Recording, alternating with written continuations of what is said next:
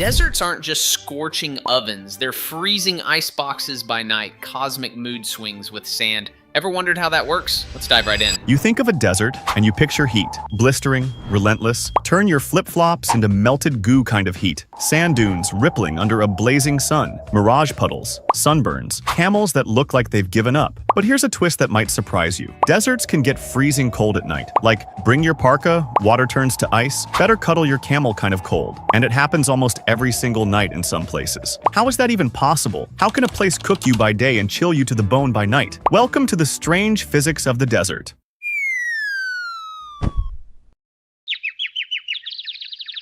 First, what makes a desert a desert? Contrary to popular belief, being a desert isn't about being hot. It's about being dry. A desert is defined as any region that receives less than 10 inches of rainfall per year. That means Antarctica is a desert. So is Greenland. Okay, but seriously, Antarctica being a desert feels like one of those trick questions teachers throw in just to watch kids panic. Like, yes, it's literally a frozen wasteland, but by rainfall standards, it's in the same club as the Sahara. The plot twist is that deserts aren't defined by heat, they're defined by being dry, which means penguins and camels are technically neighbors on the same ecological bingo card. Weird? Absolutely. Science basically said, surprise crossover episode. And yes, so is the Sahara. The common factor isn't the heat, it's the lack of moisture in the air and soil. And here's the first clue. Moisture is really good at storing heat. So when a place is bone dry, its temperature has a hard time holding steady. And that leads us right into the nighttime mystery. Why deserts get so hot? During the day, let's start with the daytime. The desert gets blisteringly hot during the day because there's nothing stopping the sun's rays from hitting the ground directly. No clouds, no humidity, just raw, unfiltered solar energy slamming into the sand. And sand, by the way, is terrible at holding heat. It heats up quickly but doesn't store that energy well. So during the day, surface temperatures can spike to 120 degrees Fahrenheit, or even higher. You can fry an egg, you can burn your feet, but wait until the sun dips. Now the sun sets, and everything changes. As soon as the sun goes down, the heat party is over. Remember how we said sand doesn't store heat well? That means it also loses heat really fast. There's no water vapor in the air to trap outgoing infrared radiation. There are no clouds to reflect heat back down, so the warmth just leaks into space. This is known as radiative cooling, and in deserts, it happens with brutal efficiency. Without insulation, the temperature can drop by 40 to 60 degrees Fahrenheit in just a few hours. It's wild how deserts basically cosplay as two different planets in a single day. By noon, you're in Dune,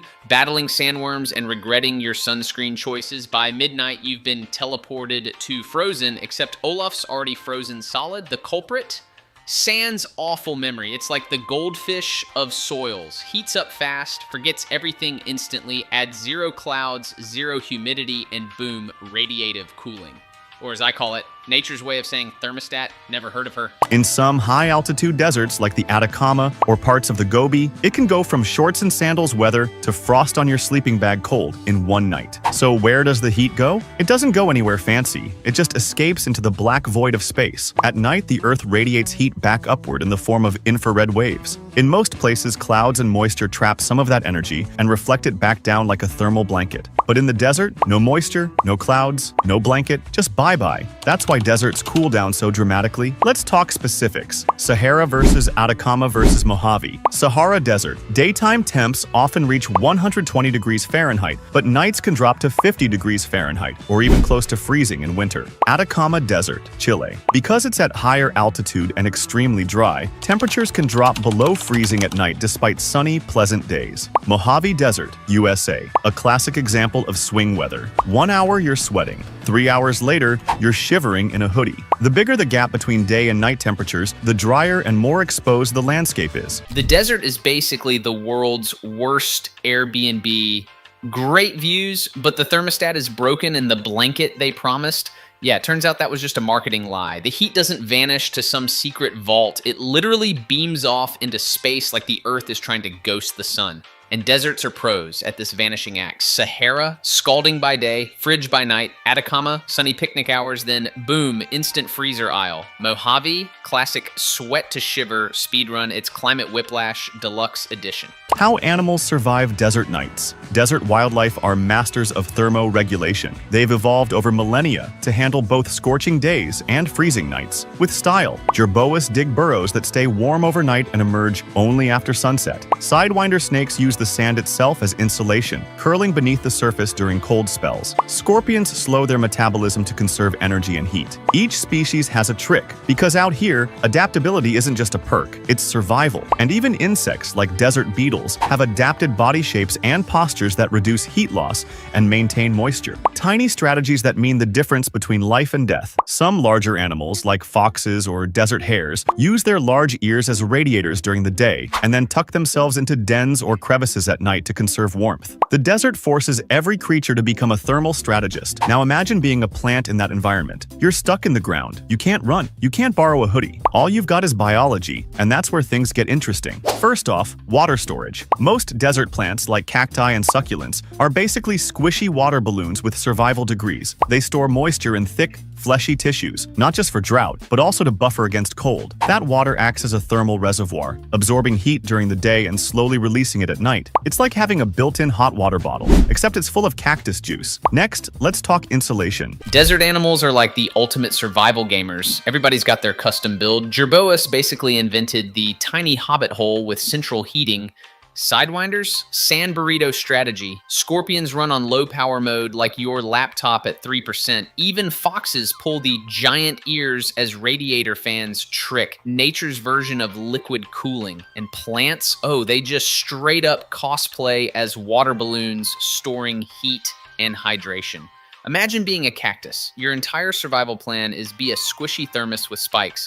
Honestly, respect. Some plants are covered in waxy coatings that help reduce water loss, but also trap heat. Others grow tiny hairs, yes, plant body hair, which create a thin layer of still air around them, like a natural puffer jacket. It's not much, but when the night air drops to near freezing, every fuzzy little fiber helps. How humans have learned to adapt. Long before air conditioning, desert cultures developed ingenious ways to cope. Nomadic tribes build tents with thick insulating materials like wool or layered cloth that keep heat in at night. Adobe houses store heat during the day and release it slowly as the temperature drops. Desert clothing is loose-fitting and layered, light for the day, protective for the cold evening. Modern explorers still rely on layering and thermal blankets because underestimating a desert night can be fatal. Plants growing body hair is peak weird flex. Like, who knew the desert runway featured cacti in fuzzy puffer jackets? Meanwhile, humans basically copied nature's homework. Nomads went with wool tents, portable igloos for when the thermostat dips, adobe houses, literal thermal batteries made of mud, and the clothing game, loose, layered, desert chic, practical and timeless. Modern hikers just carry space blankets, which is cool, but also feels like admitting, yeah, we lost the survival hacks our ancestors mastered. And even today, architects in desert cities like Dubai or Phoenix apply old wisdom in new forms: thermal mass materials, reflective coatings, and advanced insulation. It's a reminder that human innovation often begins with understanding nature.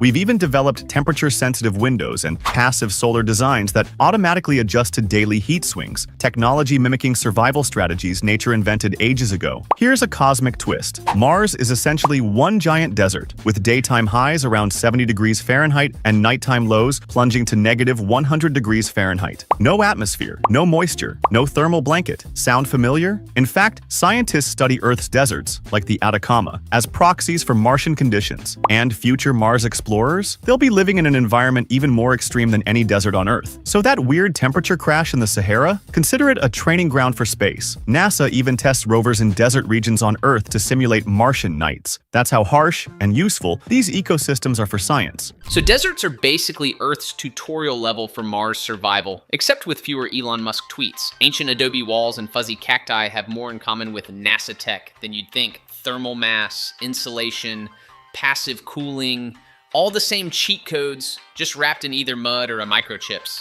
Here's the kicker. Climate change is starting to mess with the desert's cold nights. Because greenhouse gases trap more heat in the atmosphere, even places that used to cool dramatically at night are now holding on to more warmth. That might sound good, no more freezing toes, but it's terrible for ecosystems that depend on nightly cooling. Some desert plants need cold nights to trigger flowering. Some animals need it for reproduction cycles. The desert isn't just hot and dry, it's precisely calibrated, and we're nudging the thermostat. Add to that the rising use of artificial lighting and urban towns sprawl in desert cities, and you get something called the urban heat island effect. Even in places that should go dark and cold, the temperature clings longer, reshaping life in subtle but powerful ways. In short, deserts are warming, day and night, but the loss of their chilling contrast may turn out to be more disruptive than we expect. If you've ever camped in a desert, you know the night brings a silence so deep it's almost loud. But listen closely, and you'll hear things. The rustle of nocturnal creatures emerging from burrows, the distant howl of a coyote, the sudden rush of wind sweeping over dunes. The temperature drop transforms not just the air, but the entire mood. It's a haunting, beautiful calm, a reminder that the desert isn't dead at night, it just whispers. Sometimes the stars feel closer than the ground. The desert sky, free from light pollution, becomes a theater of galaxies. Cold night, warm stars. So next time you think of deserts as just blazing hot sandscapes, remember,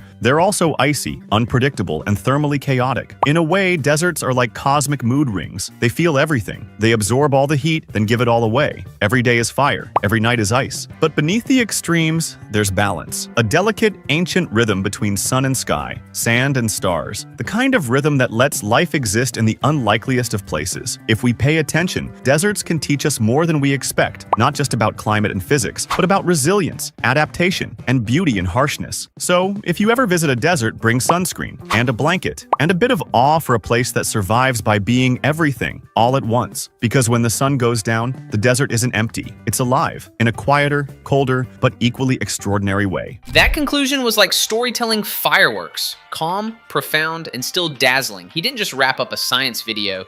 He made deserts feel like characters with moods, secrets, and survival hacks. YX seriously delivered an incredible video here. Go watch him. Links below. Here you can find another interesting video. Until then, stay nerdy.